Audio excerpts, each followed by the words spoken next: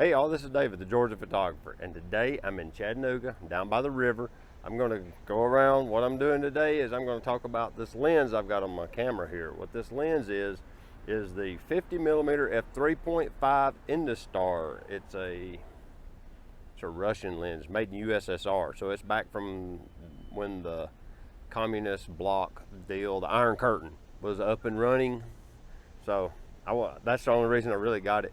But yeah, it's a neat little lens, and I've been shooting with it for the past couple of weeks on my Leica CL, and I'm going to walk around today and shoot some more with it and share my photos with you and my thoughts on this lens. Come on, let's go.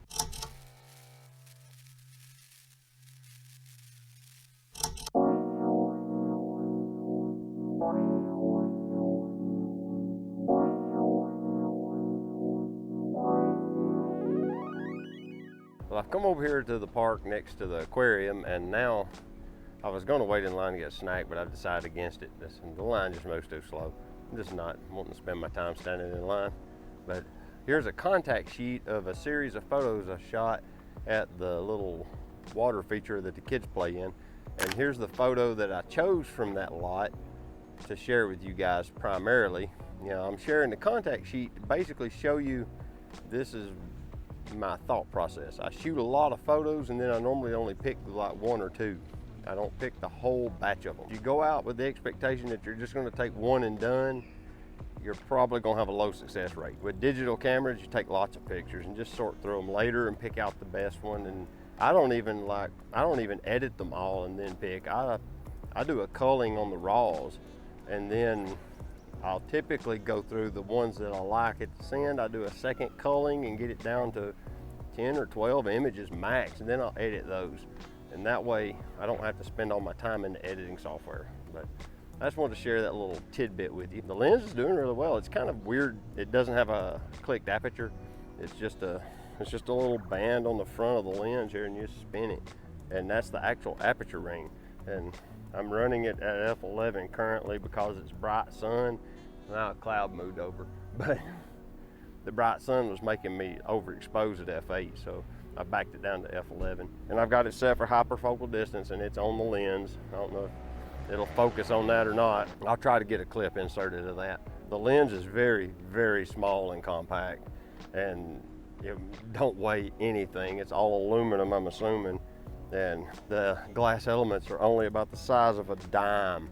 It's tiny lens, so it doesn't add any weight to your system hardly at all. The adapter is bigger and heavier than the lens.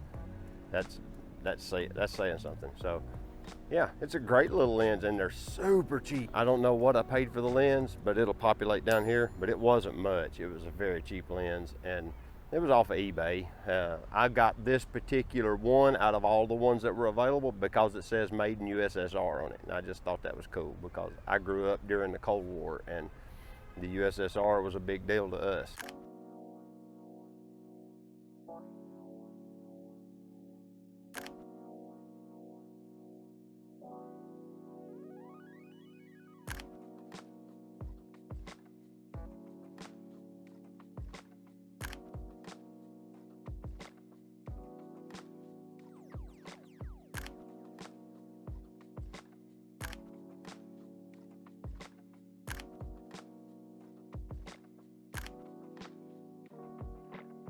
I've got a bunch of still photos in black and white. I'm gonna switch the camera over to color, and I'm gonna shoot some color photos and see how that turns out.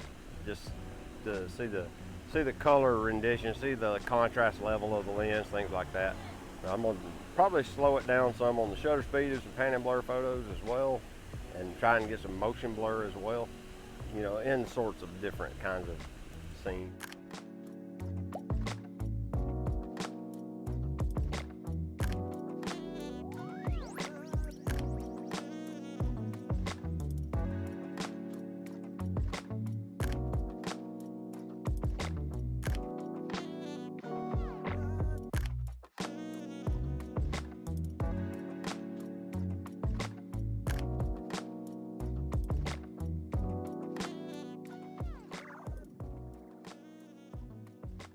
I stood here on the corner of Aquarium Way and Broad. It's right here. You can see the intersection.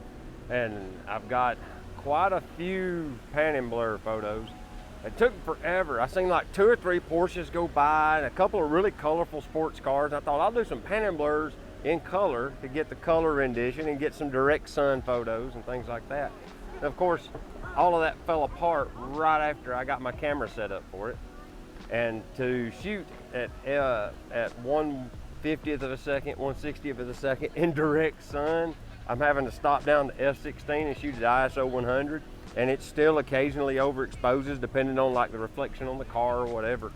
So the images are a little odd. There's some flare, you know, or whatever, haze maybe. This is a pretty cool little lens. If you like to experiment with vintage glass, I'd say grab one because it's M42 mount. You know, M42 is what Pentax used forever, and a lot of the Russians and a lot of the German glass, like Voigtlander and stuff, are M42. But yeah, you can get lots of lenses in that thread mount, and so you need just one adapter, and you can put a lot of these lenses on, you know, your camera with just one mount. That's what I'm trying to say. But it's a neat little lens, and it's light. That's the beauty of it, is it weighs nothing. So, you know, if you want a lens that doesn't like kill you to carry it around all day, it's a pretty cool little lens. I mean, on the CL, it's a pretty good match. Look, it looks about right on it. So it's been a lot of fun to shoot with it. It's a little techie with that whole aperture ring on the front instead of having a band like most traditional lenses. You know, it's that little, what appears to be the, well, it is the filter thread is the actual aperture ring, and it's not clicked, so I have to look to see where I'm setting it. You know, you can either go to minimum aperture, maximum aperture without thinking about it, or you have to physically look at the front of the lens and see where the little dot's facing to know whether or not you're going to get the aperture like you want. But other than that, it's pretty cool. So with that, this is David, the Georgia photographer. I appreciate you watching, and until next time, get your camera out, go take a picture with it. All right, we'll see you later. Bye bye.